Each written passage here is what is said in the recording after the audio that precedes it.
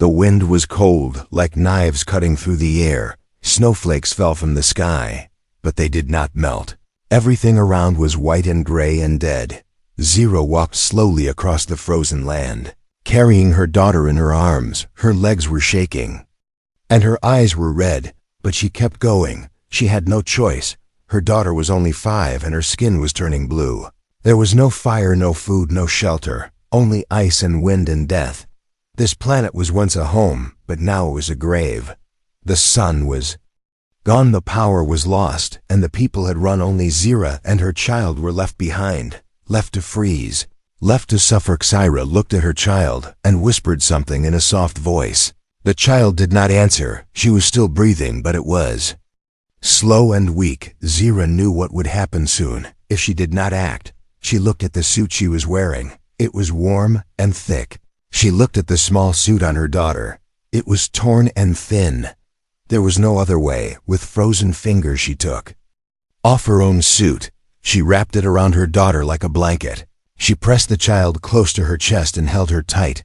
The cold stabbed her skin like tiny needles, but she did not care. She only cared about one thing: save her daughter. No matter the price. The wind screamed louder. Her knees gave up and she fell in the snow, but she did not let go. She closed her eyes and hoped it would be enough. Then there was a sound. Not wind, not snow, not ice. A new sound, a heavy footstep. Zira opened her eyes, but her vision was blurry. She saw a shadow walking in the storm, tall, strong, holding something that glowed red. The figure came closer. It was not alien, it was human, a human on this dead planet. Impossible. But he was real. He was wearing a thick suit with lights and tools.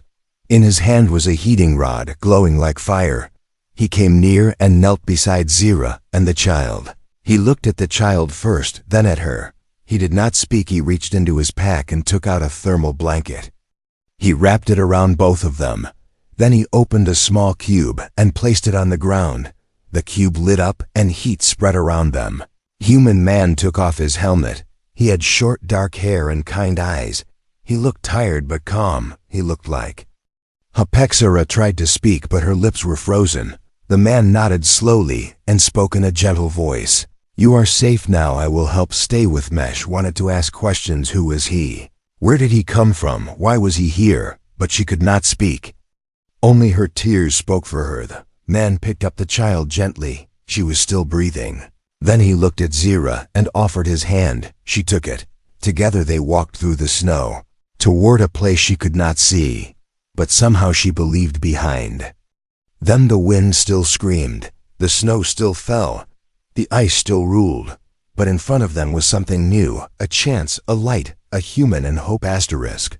The fire cracked softly in the cold silence. Snow was falling outside, but inside the cave it was warm. A small cave hidden behind rocks and ice, safe for now. Zira sat close to her daughter. The child was asleep, her face calm again, her skin warmer than before. She was safe. For now. Across the fire the human man sat, watching quietly. He was not talking much, just checking his tools, cleaning his gear, staring into the flames like he was thinking of something far away. His name was Jack. Zira had heard it in a soft whisper when he introduced himself. No other words after that, just Jack. Zira wanted to speak. She had questions. Too many questions. Why was a human on this planet? How did he survive? What did he want? But she stayed silent. She did not trust him. Not yet. Jack took something from his pack, a silver packet. He opened it and handed it to her. Food, simple dry food, but still food. Zira took it without speaking. She looked at it, sniffed it, then gave it to her daughter instead. Jack nodded. He understood. Then he spoke again, low and slow, like he did not want to scare her. "I came here 2 weeks ago. Crash-landed ship gone. Just me now." Zira looked into his eyes. He was not lying, but something was missing. There was more he was not saying. Jack leaned back against the rock wall. He looked tired. His suit had patches, his boots were worn, but he was alive, more alive than anyone she had seen in days. Zira finally spoke. Her voice cracked but strong.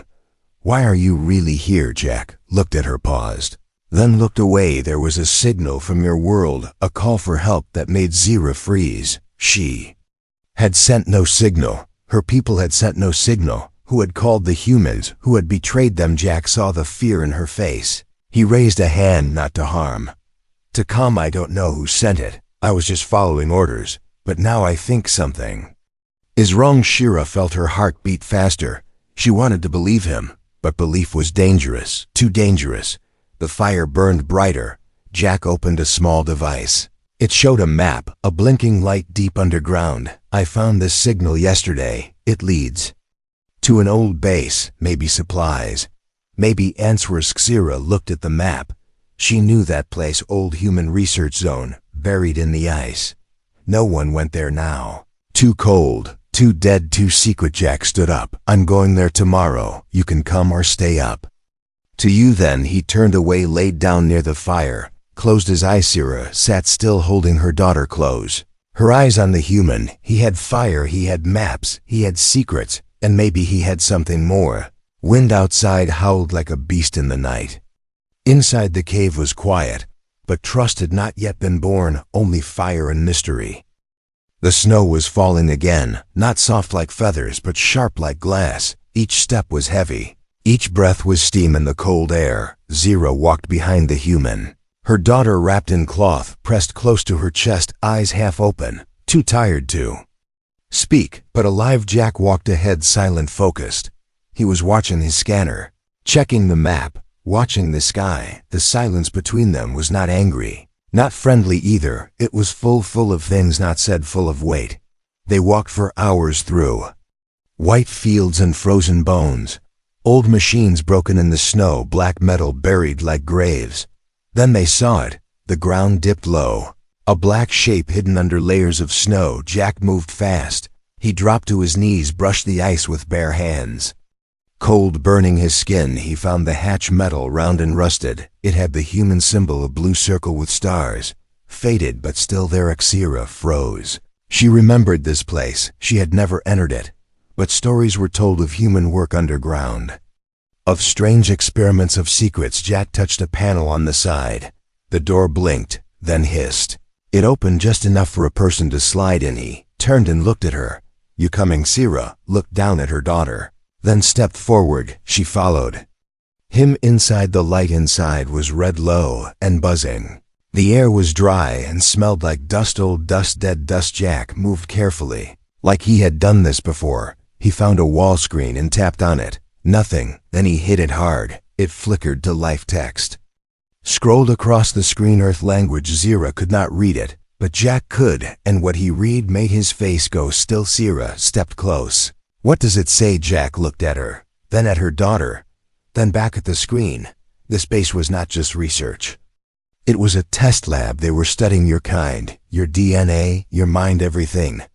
Shira stepped back, her hands tight around her child. Why? Jack shook his head. I don't know. This is above me. But it gets worse. He tapped another file. A picture appeared. It was an old photo.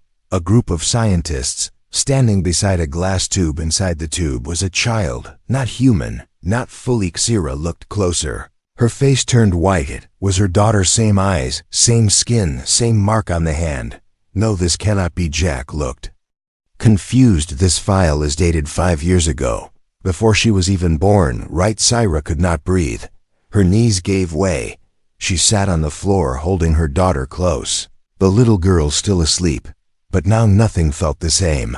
The ground rumbled, a low sound from deep below. Jack looked at the wall. Motion detected. Something moving. What now? Then lights above flickered. The red turned to white, bright and cold. A siren started ringing far away. Jack grabbed his bag. We need to move now. But Shira did not move. Her eyes were still on the screen, on the face of her child, frozen in that tube. What had they done? What was her daughter? Who was she really? Jack pulled her up. I don't have answers, but I can keep you safe then.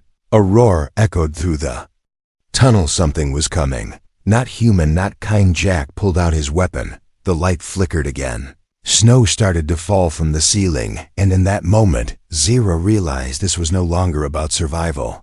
This was about truth. The walls were breathing. Not with air, but with memory, old memory, heavy and full of things left behind. Jack and Shira walked through the metal corridor. The siren had stopped, but the silence now felt worse. as if something had heard them and was waiting. The lights flickered, then turned steady, white, cold, bright. They were inside a part of the base, still alive, still watching. Sierra held her daughter close, still asleep, still silent. But now a question inside her, louder than any sound. Jack opened a sealed door, a lab. Dust and data and glass everywhere, tables with locked boxes, screens with frozen images. He tapped a console. Power surged. The room lit up. Sierra walked slowly, each step a weight, each file a shadow. Then she saw it, a picture of herself younger, wearing a medical gown, eyes wide and afraid. Jack stepped beside her, looked at the file. Name, subject, XZ13, hybrid trial success, memory removed, transferred to colonic. Sierra backed away. She did not understand, but her body did. Her heart did. She had been here before. Jack opened another log. This one had voice, old and static but clear. The female voice spoke. Day 219. Subject shows strong bonding instincts. She is unaware of her origin. Memory suppressor chip is working. We have placed her in the colony to observe long-term effects. She believes she has a family. She believes the child is hers. Fascinating emotional response. Sierra dropped to the floor. Her breath broke into pieces.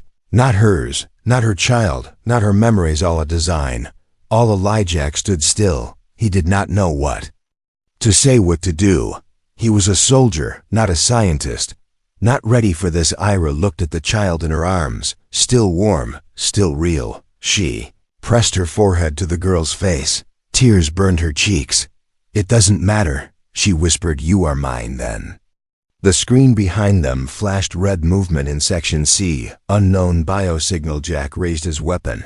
He pulled Sierra up. We can't stay. This place is waking Upus. They ran. Doors opened. Without touch, lights followed them like eyes. They reached a large chamber. In the center was a giant glass tank, cracked, empty on the walls. Pictures, notes, scans, all of the child, from infant to now, every stage, every breath. She was never born. She was made. Jack scanned the room. There was a second exit. He led the way. Then a sound, wet and heavy. Something dropped behind them. They turned from the shadows. A shape emerged, tall and wrong, metal and flesh, something half alive. A failed test. Its eyes were red, its breath loud. It looked at the child, then at Sierra, then at Jack. Then it screamed. Jack fired once, twice. The thing staggered but kept coming. Sierra ran down the hall, through the next door. Jack behind her, blasting the control panel. The door locked for now. They stopped in a small room. Storage, old crates and tools. And a pod. Jack wiped the dust. A cryopod still working. He looked at her. We can put the girl inside, let her sleep, while we escape. Sierra shook her head. No more labs, no more lies. We keep moving together. Jack nodded. Not as a soldier, but as something more. The girl stirred. Her eyes opened. She looked at Sierra, then at Jack. She smiled. Sierra smiled back. Even if the child was not hers by blood, she was hers by choice, and that was stronger than anything made in a lab. The hall was quiet now. No alarms, no movement, just the sound of slow breathing and one light blinking above them. Red and steady, like a warning that had forgotten what it was warning about. Sierra sat near the corner, her daughter curled up beside her. Sleeping again, but not peacefully. She moved in her sleep, mumbling words that Sierra did not understand. Words that were not taught, words that sounded programmed. Jack sat on the other side, polishing his weapon, looking at the door. Always the door. No one spoke for a long time. There was too much between them now. Too many truths, too many lies. Then a sound, soft, electronic. A beep inside Sierra's bag. She froze, reached inside, pulled out a small round device. She had forgotten it was there, a relic from her people, old tech. A orbit glowed blue and cold. Then it spoke in her language. Sierra, if you hear this, you are not alone. We have found you, and we are watching. She stared at it, heart racing. The voice was familiar from her council, from home, but it felt strange now, like a voice from a world that no longer fit her. The message continued. The human you are with is not safe. He is military. He is trained. He was sent to capture the child, not to protect her. Not to protect you. Sierra looked up slowly at Jack, still sitting quietly, back turned. Was he listening? Did he know? The voice kept going. Eliminate the human. Protect the child. You know what must be done. Orb shut off silence. Her fingers tightened around it. Sweat cold on her skin. Was it true? Could it be? She stood, moved to Jack, held the orb out. Do you know what this is? Jack looked at it, then nodded. Yes, I saw one before in the war. She waited. Say more. Say anything, but he didn't. Stepped back. Something in his silence felt heavy, like he knew the words already, like he was choosing which ones to leave out. Did you come here for her? She asked. Not soft, not scared, just sharp. Jack looked at the child, then at her. No, but maybe I was supposed to. That was not enough. Not anymore. Exira raised her hand, energy gathering in her palm, a weapon born from her kind. Old power. Jack stood, his own hand on his blaster. So this is it, he said. Syra looked at her daughter, still asleep, still innocent. Made in a lab, raised in love. She lowered her hand. No, not yet. Then, suddenly the lights shut off, all of them. Darkness fell like a wall, and something moved in it. Not Jack, not Zira, something else. A low mechanical growl. Not beast, not man. Jack pulled his blaster. Zira took the child. They moved fast through the black behind them. Footsteps, too many, too close. A red eye blinked in the dark, then another, then 5. Jack fired. Light flashed. Sparks flew. They ran through narrow halls, through half-dead doors, into a chamber they did not know, the door sealed behind them, trapping the dark outside. For now Syra collapsed to the floor, heart pounding, child in her arms, Jack breathing hard. They looked at each other, not with trust, not with hate, with something tired, something waiting. Neither had answers, only the same question: who would betray first? Asterisk. The chamber was shaking, not with sound, but with pressure. The kind of pressure that comes before something terrible. Something that breaks everything. Zara stood with her child behind her, eyes locked on the sealed door. Jack stood ahead, weapon in both hands, breathing slow, not calm, just ready.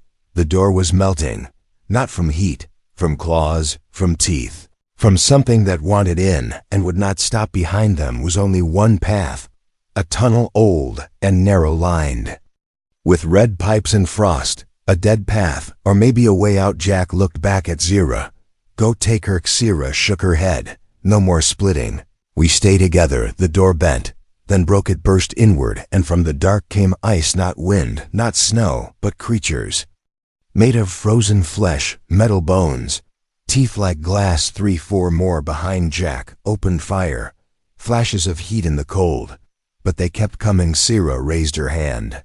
Blue light danced in her palm. She sent it forward. It burned one creature to dust, but more came. The child screamed, not a cry, not a voice, a pulse. Everything froze for 1 second. Even the creaturesque turned, eyes wide. The girl was standing, glowing, her skin lit from inside, like a star trapped in a child's shape. Jack stepped back. What is Shexira? Had no answer, only awe, only fear. The girl raised her hand, and the ground cracked. Ice shattered, walls shook. The tunnel behind them collapsed. The creatures screamed and turned, trying to escape. Too late. A wave of fire burst from the girl's body. Silent fire, no sound, only light.